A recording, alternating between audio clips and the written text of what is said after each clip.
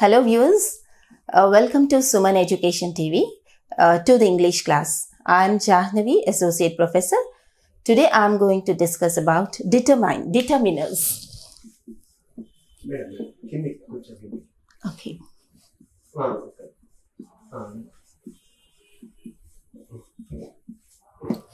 The topic what we are going to discuss today is determiners. ఈ రోజు మనం determiners అనే విషయం గురించి మాట్లాడుకుంటున్నాము.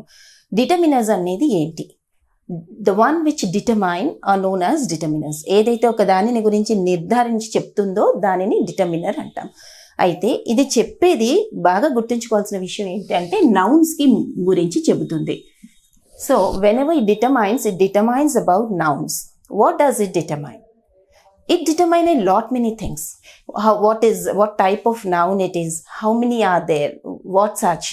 సో నౌన్కి సంబంధించి ఎన్ని ఏమిటి అనేవి చెప్తుంది.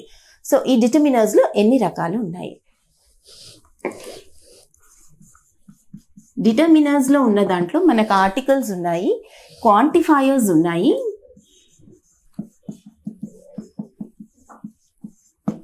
అలాగే డెమాన్స్ట్రేటివ్స్ ఉన్నాయి,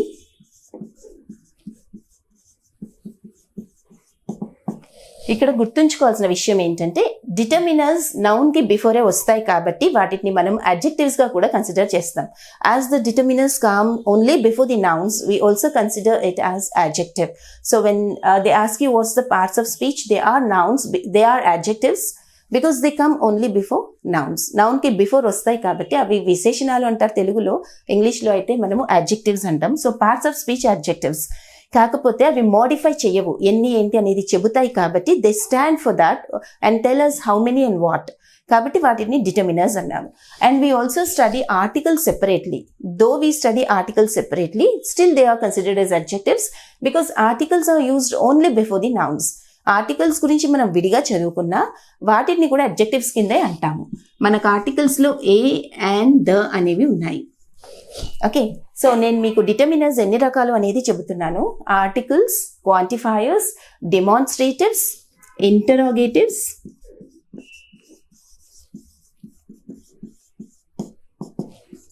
నంబర్స్, పొజెసివ్స్. తెలియక మనము మన రోజువారీ లైఫ్లో చాలాసార్లు ఇవి వాడుతూనే ఉంటాము, కానీ మనకి ఇవి డిటర్మినర్స్ అనే విషయం మనకు తెలియదు. We do use this in our daily life a lot many times at lot many places, but we are not sure and we do not know that they are determiners. Because when you're going to write a list of your groceries or something, then the list what you're writing is with the quantities. If you're writing that you have to get sugar, you will write 5 kg sugar or 2 kg sugar. So the number or the quantity you are mentioning before that product is nothing but a determiner. So మనం ఎన్ని కిలోల చక్కెర తెస్తున్నాము, పంచదార తెస్తున్నాము అంటే 2 కిలోలు అనేది రాస్తాము. ఏదైతే మనం 2 కిలోలు అనేది మెన్షన్ చేస్తున్నామో అది డిటర్మినర్. సో తెలియకుండానే మనము వాటిని వాడుతూ ఉన్నాము. అలాగే ఎవరైనా వచ్చినప్పుడు కూడా చాలాసేపటి నుంచి ఎదురు చూస్తున్నారు అంటాము. సో చాలాసేపు అనేది కూడా determiner. They are waiting for a long time. And remember these determiners come only before the nouns. Let me tell you about articles first. A and an they denote singular. A and an అనేవి మనకి singular దానికే వస్తాయి, singular దాని ముందే ఉపయోగించుకుంటాం. Singular countable nouns కి before use చేస్తాం. And the అనేది మనం ప్లూరల్ కి యూస్ చేసేటప్పుడు ఆ యూసేజ్ అనేది ఆప్షనల్ గా ఉంటుంది, అంటే వాడచ్చు వాడకపోవచ్చు. ఏ అండ్ రెండు సింగులర్ ని డినోట్ చేస్తున్నప్పుడు ఏ అండ్ అనేవి రెండు ఎందుకు ఉపయోగించాలి? ఇక్కడ గుర్తుపెట్టుకోండి, మనకి ఇంగ్లీష్ లాంగ్వేజ్లో ఈ వాడకం అనేది శబ్దం మీద ఉంటుంది. It depends on the sound of the letter. We have 26 alphabet or letters in English, and these are divided into vowels and consonants. These are divided into vowels and consonants. ఈ 26 అక్షరాలని మనకి vowels అని consonants అని divide చేశారు. vowels 5 ఉన్నాయి, consonants how many consonants do we have? 21. Okay, ఈ 5 vowels కి 20 sounds ఉన్నాయి. These 5 vowels give rise to 20 sounds. Now why am I talking about the sounds here? ఇక్కడ నేను శబ్దం గురించి ఎందుకు చెప్తున్నాను? డిటర్మినర్ గురించి చెప్తున్నప్పుడు శబ్దం గురించి ఎందుకు వచ్చింది? ఎందుకు అంటే మనం ఆర్టికల్స్ ఏ అండ్ యాన్ ఏవైతే ఉపయోగించాలో అవి శబ్దానికి అనుగుణంగా ఉపయోగించాల్సి ఉంటుంది. అంటే ఎక్కడైతే వవెల్ సౌండ్ అనేది వస్తుందో గుర్తుపెట్టుకోండి, ఎక్కడైతే వవెల్ సౌండ్ అనేది వస్తుందో ఆ వవెల్ సౌండ్ ముందు we will use an before the sound of vowel, before the sound of vowels. ఇది గుర్తుపెట్టుకో. An is used before the sound of vowels. So before the consonant sounds we use a. A is used before consonant sounds. Now here you should be careful before the sounds of consonants. చాలా మంది పొరబడే విషయం ఏంటి అంటే a an అనేది vowels కి consonants కి before అని అనుకుంటారు, కానీ అది తప్పు. వావెల్స్ కి కాన్సనెంట్స్ కి బిఫోర్ కాదు, వావెల్ సౌండ్ కి కాన్సనెంట్ సౌండ్ కి బిఫోర్ వాడతారు. అంటే it comes before the sound of vowels and sound of consonants. So what is very important here is not the letter but the sound of the letter. So depending on the sound we use a and an. Here we use a before a noun only. When I want to say I am writing a letter,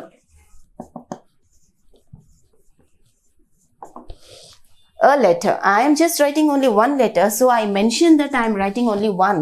So instead of just writing one letter, when I write a letter, that itself means that it is one letter. అంటే నేను ఉత్తరం రాస్తున్నాను, ఒక ఉత్తరం రాస్తున్నాను. ఆ ఒక అనేది ఒక అని రాయకుండా మనము ఆర్టికల్ని ప్లేస్ చేసి చూపిస్తాము ఇంగ్లీష్లో రాస్తున్నప్పుడు. సో ఏ అనేది మనకి సింగులర్ దానికి బిఫోర్ వాడతాము. అలాగే ఏదైతే విషయాన్ని మొదటగా మనము జనరల్గా ఉన్నప్పుడు మెన్షన్ చేస్తామో అలాంటప్పుడు కూడా ఏ అనేది వాడతాము. అంటే I saw a snake or I saw a puppy. మొట్టమొదటిసారిగా మనం ఒక దానిని గురించి మాట్లాడుతున్నప్పుడు in general when we are talking about any noun or any subject then we use a. But if the same subject is mentioned again the second time, then we use the. Then we use the article the. Okay. I bought the puppy home.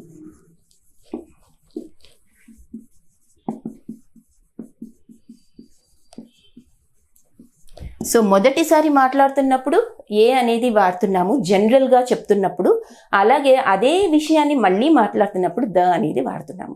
So a an అనేవి చాలా ఉపయోగకరమైనవి. ఇవి articles. ఇది డిటర్మైనర్స్లోకి వస్తుంది.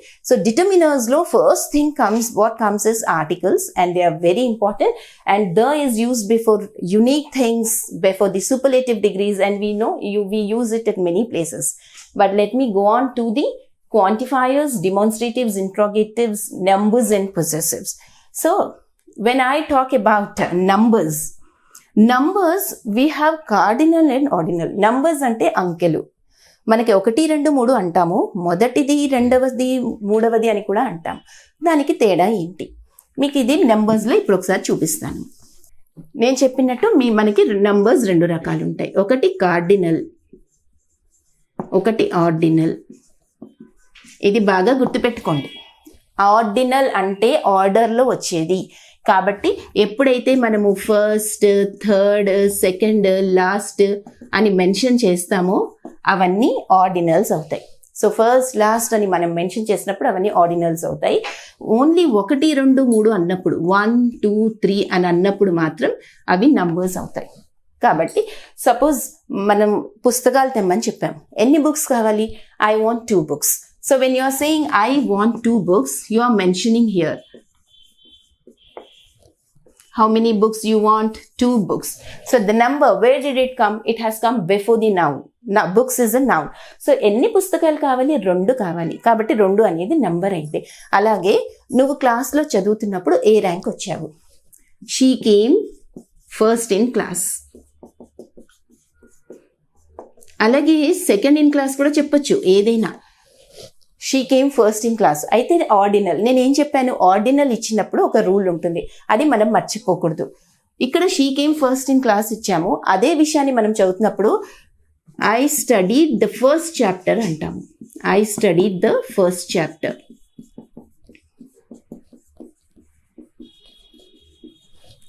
వరుస క్రమంలో చెప్పాము. She came first in class, she came the first in class. Okay, so first అనేది ఆర్డినల్ మనము యూస్ చేస్తున్నప్పుడు దానికి బిఫోర్ ఎట్టి పరిస్థితుల్లోనూ డెఫినిట్ ఆర్టికల్ అంటే ద అనేది ఉండి తీరాలి.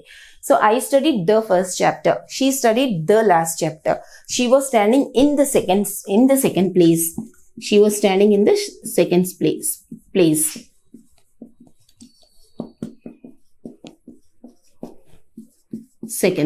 Second place. సో ఇక్కడ కూడా మీరు అబ్జర్వ్ చేస్తే చాప్టర్ అనేది నౌన్, దానికి ముందు వచ్చింది ఫస్ట్. ఓకే, అలాగే ఇక్కడ కూడా క్లాస్ అనేది నౌన్, దానికి ముందు ఫస్ట్ ఇన్ క్లాస్. ఈ ఫస్ట్ అనేది మనకి క్లాస్కి బిఫోరే రాలేదు, అదొకటి మీరు అబ్జర్వ్ చేయాలి. ఫస్ట్కి బిఫోర్, ఫస్ట్ ఇన్ క్లాస్లో ఫస్ట్ వచ్చింది. కానీ ఇక్కడ మనం రాస్తున్నప్పుడు అబ్జర్వ్ చేయాల్సింది ఏంటంటే చాప్టర్ ఏదైతే నౌన్ ఉందో దానికి బిఫోరే ఫస్ట్ వచ్చింది. సో మొదటి చాప్టర్ చదువుతోంది కాబట్టి నౌన్కి బిఫోర్ వచ్చేసింది కాబట్టి ఇక్కడ ఇదే డిటర్మినర్ అవుతుంది. ఇది డిటర్మినర్ అయ్యి నౌన్కి బిఫోర్ వచ్చినప్పుడు ఖచ్చితంగా దానికి ముందు ద వస్తుంది. ఎందుకంటే ఆర్డినల్ రాసినప్పుడు ద రాస్తాం. ఇక్కడికి డిఫరెన్స్ అది. ఇక్కడ ప్రపోజిషన్ వచ్చి మనకు నౌన్ వచ్చింది, నౌన్కి బిఫోర్ అది రాలేదు. సో నంబర్స్లో మనకి కార్డినల్ అండ్ ఆర్డినల్ వచ్చాయి. నెక్స్ట్ ఇంటరోగేటివ్స్ అంటే ఏంటి? ఇంటరోగేటివ్స్ అంటే నథింగ్ బట్ క్వశ్చన్స్, ప్రశ్నలు అడగడమే ఇంటరోగేటివ్ అంటే. మరి ప్రశ్నలు అంటే ఎన్నో అడుగుతాము, ఏవేవో అడుగుతాము. మరి అడగడంలో మనం ఎలా ఐడెంటిఫై చేస్తాము అది గుర్తుపెట్టుకోవాల్సింది ఏంటంటే, మనం ఫస్టే చెప్పాను డిటర్మినర్స్ ఎప్పుడు నౌన్స్కి బిఫోర్ వస్తాయి. మనం ప్రశ్నలు అడిగినప్పుడు కూడా అది నౌన్కి బిఫోరే వస్తుంది. అంటే which book do you like?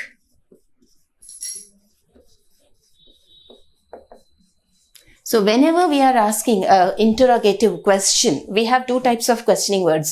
Questions, like questions which can come with questioning words and questions which can come with helping verbs.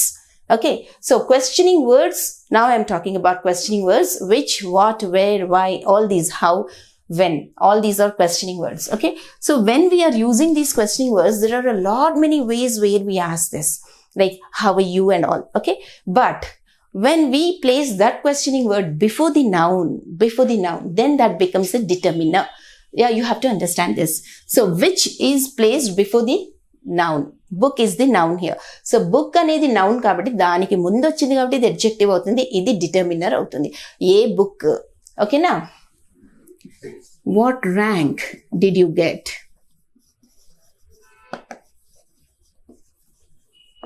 Okay, rank అనేది మళ్ళీ noun కాబట్టి దానికి ముందు వచ్చింది కాబట్టి ఇది డిటర్మినర్. సో ఇంటరోగేటివ్స్లో కూడా క్వశ్చనింగ్ వర్డ్స్ని ఏమీ లేదు, చాలా తేలికగా ఐడెంటిఫై చేయొచ్చు. అవి నౌన్కి బిఫోర్ మాత్రమే వస్తాయి. నౌన్కి బిఫోర్ వచ్చినప్పుడు ఏ క్వశ్చనింగ్ వర్డ్ అయినా కూడా డిటర్మినర్ అవుతుంది, అది అడ్జెక్టివ్ అవుతుంది. దాన్ని మనం ఇంకోలాగా అనాలంటే ఇంట్రోగేటివ్ అడ్జెక్టివ్ అని కూడా అంటాము. నెక్స్ట్ పొజెసివ్కి వచ్చేటప్పటికి, పొజెసివ్లో మళ్ళీ మనకి రెండు రకాలు. ఒకటి నామినల్ అనేది,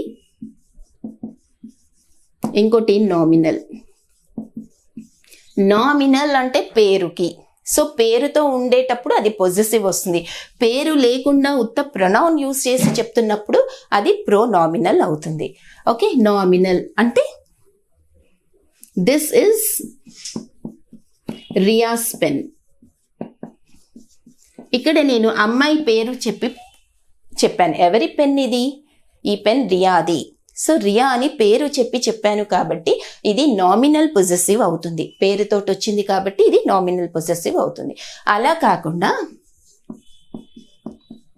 దిస్ ఈజ్ హర్ పెన్ అని చెప్పాను.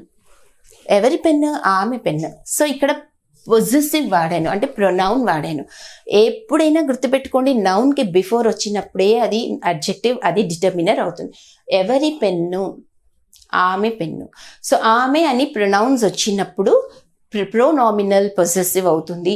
పేరుతోటి గనక అది వచ్చినప్పుడు అది నామినల్ పొజెసివ్ అవుతుంది. ఓకేనా? ఇక్కడ క్లారిటీ వచ్చేసినట్టుంది. So we finished numbers, we finished interrogatives and we finished possessives and articles. Now let me go to demonstratives. Demonstratives is giving a demo. మీకు డెమో అంటే తెలుసు, ఏదైనా ఒక దానిని చూపించి ఇది ఇలా అని చెప్పేదానినే డెమో అంటాం. అలా చెప్పించేటప్పుడు రిఫర్ చేస్తాం. We point out and then say that this and that. So always remember, apart from these I don't think you will find any demonstratives. This, these, that, those, okay, which, All these are demonstratives. This book, this pen, this marker is in blue color, is in white color, writing in blue. Okay, so when you point out something and say, then that becomes demonstrative determiner.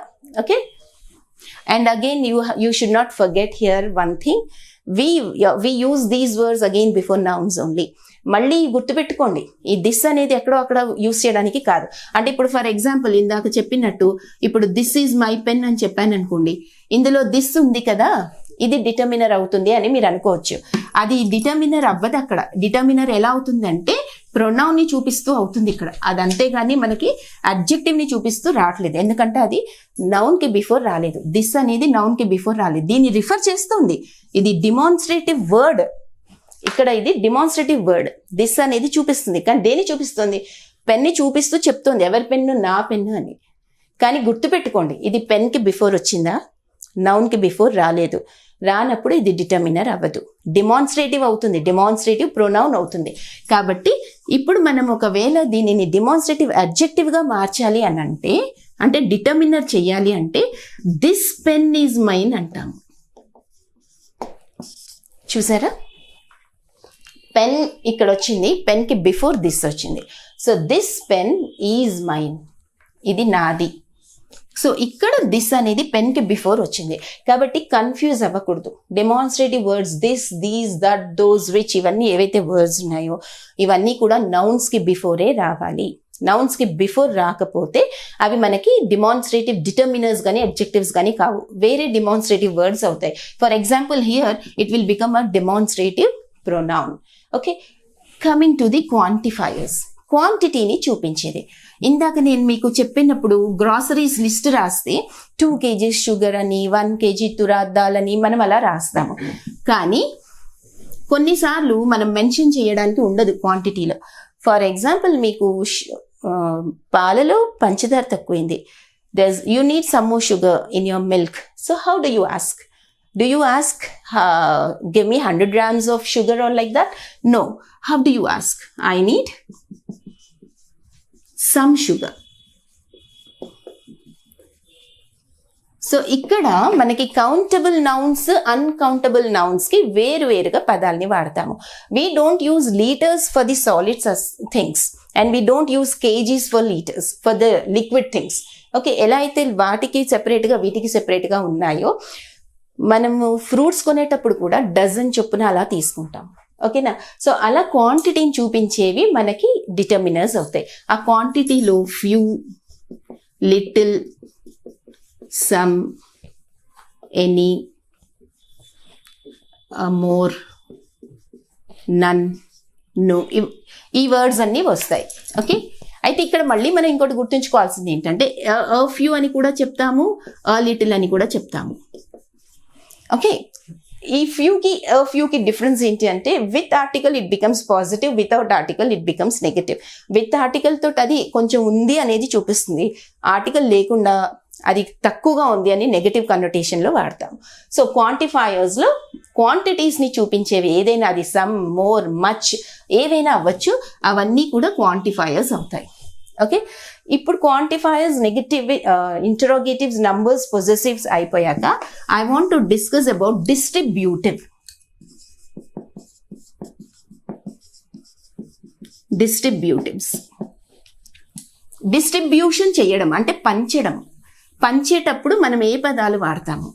When you are distributing, what are the words you use? So here comes each. Okay, each, every, either, neither. Okay, so when we are talking about the distribution, see, either of the girl got a gift ante ఏ ఒక్క అమ్మాయికి కూడా gift రాలేదు. Okay, each girl received a prize, each girl received a prize. So ఇక్కడ each అనేది ప్రతి ఒక్క అని వస్తుంది, సో అది డిస్ట్రిబ్యూటివ్లోకి వస్తుంది. అది మనకి క్వాంటిఫైయర్లోకి వెళ్ళదు, అది మనకి డిస్ట్రిబ్యూటివ్లోకి వస్తుంది. సో క్వాంటిఫైయర్స్కి డిస్ట్రిబ్యూటివ్కి మధ్య కొంచెం తేడా ఉన్నదాన్ని జాగ్రత్తగా గమనించుకోవాలి. ఎన్ని కావాలి, ఎంతమంది అనే తేడా మనం చూసుకోవాలి. Okay, I think you understood what determiners are. బాగా గుర్తుపెట్టుకోండి, they come only before the nouns కి బిఫోరే వస్తాయి. ఏవైతే వెరైటీ నంబర్స్ నేను వేరియస్ టైప్స్ ఆఫ్ డిటర్మినర్స్ ఇచ్చానో గుర్తుపెట్టుకోండి. ఇవే కాదు, any word which comes before the noun is nothing but an adjective. If it is denoting something or determining something, we consider it as a determiner. And thank you all. I hope you understood. If you have any doubts, maybe you can just contact us in case if you have any clarifications. Thank you all.